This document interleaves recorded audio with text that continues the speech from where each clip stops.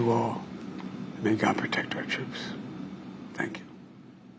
President Biden there wrapping up a pretty concise 11-minute speech from the Oval Office tonight. Seemed to be divided into three parts, talking about why he decided to end his campaign, then moved on to what he considers to be his accomplishments in the last 3.5 years before moving on to his priorities and plans for his final 6 months. It's nearly 100 days out before the November election. He's been in isolation for 5 days, recovering from COVID, and a lot of people were saying we're eager to hear from him. This is the first time he's addressing why he made that decision to withdraw from the race over social media. Yeah, and it was exactly kind of what was previewed. We didn't get a lot of details about what the president was going to be saying today. He said, you know, we tune in and find out. Well, you know, we did, and we expected him to, you know, explain why he dropped out of the race. And in this speech tonight, he was very clear about why he did that. He and the rest of the Democratic Party have made this campaign in part a campaign to, quote, protect democracy.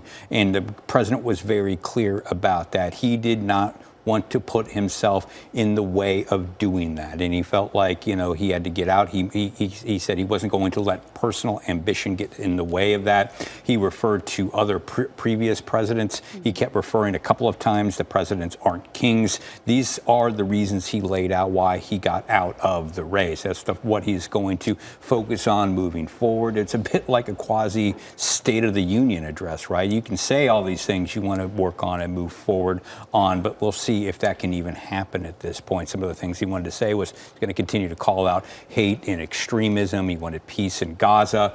He wanted to work on Supreme Court reform. A lot of big, ambitious things out there. Can you get any of this stuff done? We'll see.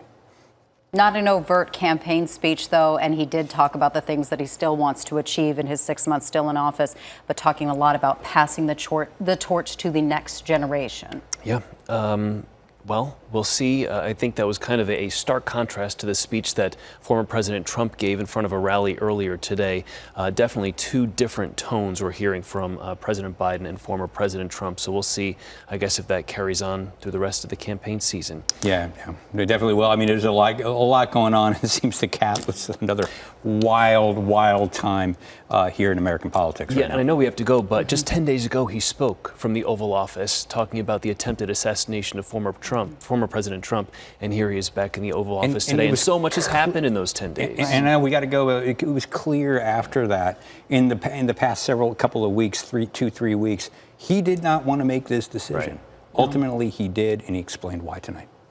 Thank you, Dennis.